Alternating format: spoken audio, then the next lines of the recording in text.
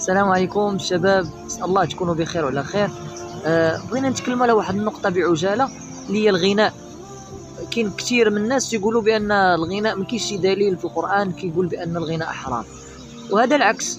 وغنبداو بالآية اللي قال فيها الله سبحانه وتعالى: ومن الناس من يشتري لهو الحديث ليضل عن سبيل الله بغير علم ويتخذها هزؤا أولئك لهم عذاب مهين. وهنا ابن مسعود وابن عباس اللي هما كانوا من الأهل ديال القرآن في عهد النبي صلى الله عليه وسلم، قالوا يحلفون ويقسمون بالله على أن هذه الآية نزلت في الغناء.